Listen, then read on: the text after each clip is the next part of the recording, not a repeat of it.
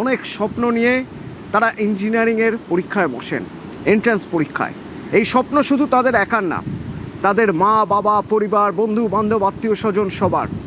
যদি একবার IIT crack করা যায় তাহলে আর পিছন ফিরে তাকানোর দরকার নেই। তারপরে শুধু ইঞ্জিনিয়ারিং পড়া এবং তারপর একটা সুন্দর ভবিষ্যৎ। কিন্তু আইআইটিতে ভর্তি হওয়ার পর তারপর সেই পড়ার চাপ কি বিষ হয়ে দাঁড়াচ্ছে জীবনে? তার জন্য কি একের পর এক এমন ঘটনা ঘটে যাচ্ছে যা চোখে আঙুল দিয়ে দেখাচ্ছে যে পড়ার চাপ নিতে পারছে না, এত বোঝা মানসিক চাপ নিতে পারছেন না, সেই জন্য আত্মহত্যার পথ বেছে নিচ্ছেন। খড়গপুর আইআইটি আরও একবার এই ধরনের ঘটনা। আটতলা থেকে গুজরাতের আহমেদাবাদের ছাত্র আটতলা থেকে পড়ে গিয়ে অস্বাভাবিক মৃত্যু। পড়ে গিয়ে নাকি আত্মহত্যা, প্রাথমিকভাবে পুলিশ অনুমান করছে হয়তো আত্মহত্যা হতে পারে। কি হয়েছিল তার সঙ্গে, কতদিন ধরে তিনি খড়গপুর আইআইটিতে রয়েছেন, তার বন্ধু বান্ধব বা তারা মেট যারা রয়েছেন তারা তাকে শেষ কখন দেখেছিলেন, কি জানা যাচ্ছে জানবো সরাসরি। আমার সঙ্গে শঙ্কর রয়েছেন। শঙ্কর,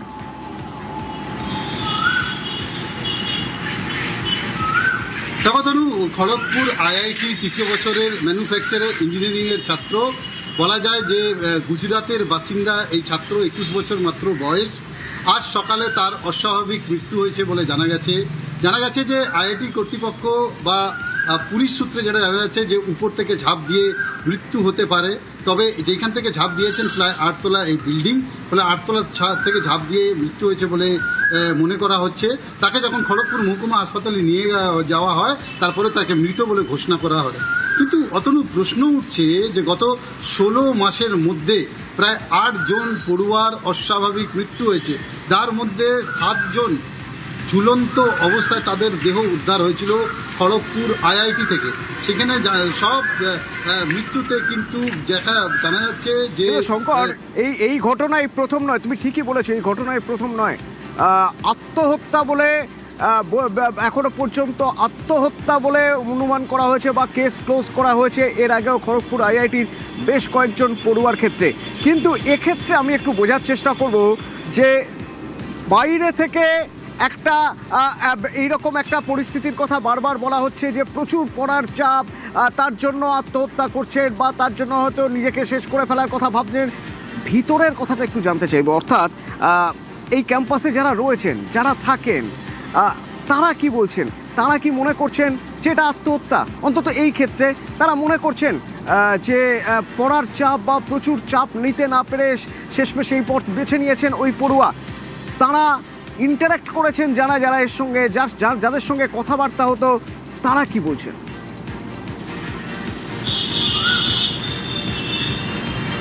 দেখো তনু, আজকেই এই ছাত্রর পরীক্ষা শুরু হয়েছে। আইআইটি সকালবেলা সব ছাত্ররা যখন পরীক্ষা দিতে যাবেন বিভিন্ন হলে, তখন এই ছাত্রের দেহ উদ্ধার ঘিরে চাঞ্চল্য ছড়িয়েছে। ফলে স্বাভাবিকভাবে যেই ছাত্ররা পরীক্ষা দিতে গেছেন তাদের সঙ্গে যতক্ষণ না কথা হয় পুলিশ কর্তৃপক্ষ এবং আইআইটি কর্তৃপক্ষ, তার মৃত্যু কী কারণ হয়েছে তা জানা যাচ্ছে না।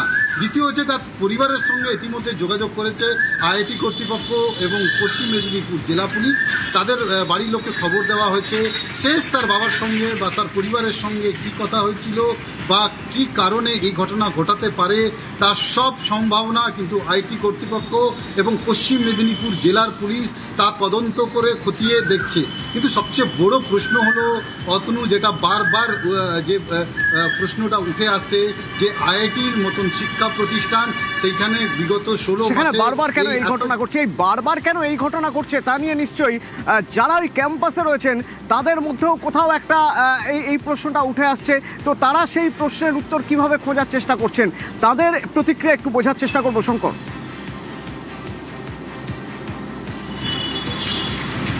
দেখো অতনু, বিভিন্ন যে বলা যায় যে সংগঠন আইআইটির মধ্যে যারা রয়েছেন বা আইআইটি কর্তৃপক্ষ, তারা ছাত্রদের মন বুঝতে ইতিমধ্যেই তারা বিভিন্ন হোস্টেলে গিয়ে ছাত্রদের সঙ্গে দেখা করেছেন।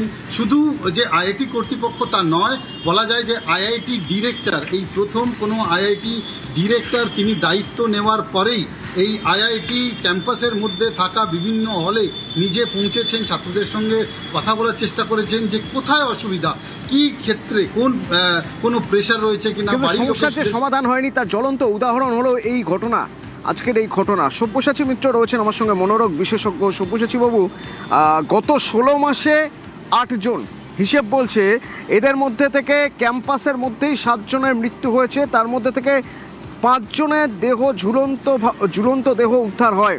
দেশের প্রথম সারির শিক্ষা প্রতিষ্ঠান খড়গপুর আইআইটি, আরও একজন ইঞ্জিনিয়ারিংয়ের 3য় বর্ষের পড়ুয়া যার দেহ আজ মিলল। মনে করা হচ্ছে 8 তলা থেকে ঝাঁপ দিয়ে আত্মহত্যা করেছেন। কোন দিন? যেদিন থেকে তাদের পরীক্ষা শুরু হচ্ছে। কোথায় চাপ? সেই চাপ কাটানোর জন্য মানে কি করা উচিত বলে আপনার মনে হয়? দেখুন, প্রথমেই ব্যাপারটা হচ্ছে এত বড় দুঃখের ব্যাপার যে এই আমাদের দেশের এই ট্যালেন্টরা কিন্তু ধীরে ধীরে চলে যাচ্ছে। এইটাকে আইডেন্টিফাই করতে হবে যে সোর্সটা কি। যত বড় ইনস্টিটিউশন আছে সেখানে তত মেধাবী ছেলেমেয়েরা ঢুকছে এবং তাদের আশা আকাঙ্ক্ষাও অনেক বেশি স্বাভাবিকভাবেই থাকা সম্ভব। এখন যে একটা সামাজিক পরিস্থিতি চলছে তাতে এই সব ছেলেমেয়েদের 3 রকম স্ট্রেস হয়। একটা বলি আমরা শারীরিক স্ট্রেস, একটা মানসিক স্ট্রেস, আর আরেকটা ইমোশনাল স্ট্রেস। তার সঙ্গে যেটা হয়েছে, এইরকম যে পলিটিক্যাল গ্লোবাল সিচুয়েশনে জবলেসনেস এবং ইভেন ইন্টার্নশিপ পর্যন্ত is becoming very difficult to achieve. অর্থাৎ ছেলেরা যে ট্রেনিং এর পোস্টে যায় সেই ট্রেনিং পোস্টগুলো এখন সিঙ্ক করে যাচ্ছে, চারিদিকে চাকরি ছাঁটাই চলছে। সুতরাং এই যে মেধাবী ছাত্রছাত্রীরা, তারা এখন সামনের রাস্তাটা যতটা উজ্জ্বল ভেবে ঢুকেছিলেন, হয়তো সেই উজ্জ্বলতাটা কোথাও একটা ক্ষীণ হয়ে যাচ্ছে। এই যে শুভজিৎ বাবু, আমরা আমি একটু বোঝার চেষ্টা করব। আমি আরেকটা দিক একটু মানে আমি একটু প্লিজ মানে আপনার কাছ থেকে বোঝার চেষ্টা করব।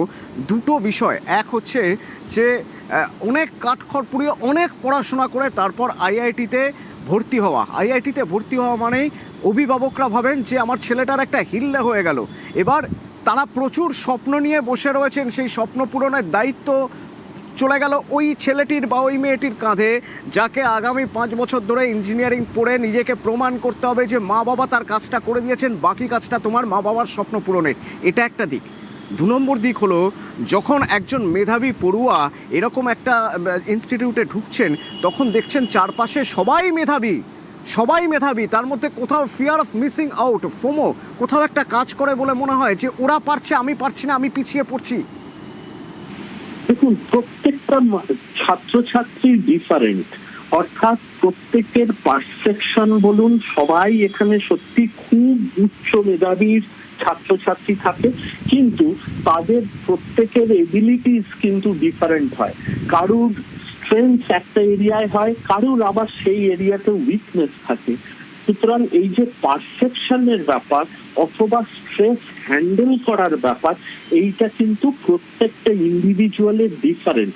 অর্থাৎ সেম সিচুয়েশনে 4 জন যদি পড়ে, তাদের 4 জনের কিন্তু 4 রকম রিয়াকশন হয়।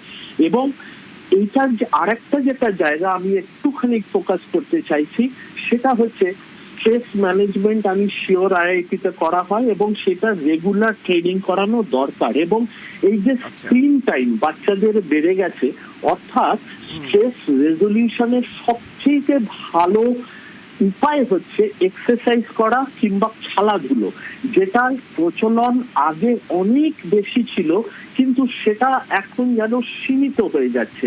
এখন লোকের রিল্যাক্সেশন মানেই মোবাইল কিংবা ল্যাপটপে চুপচাপ বসে থাকা। হ্যালো, ঠিক। সব্যসাচী বাবু, ধন্যবাদ।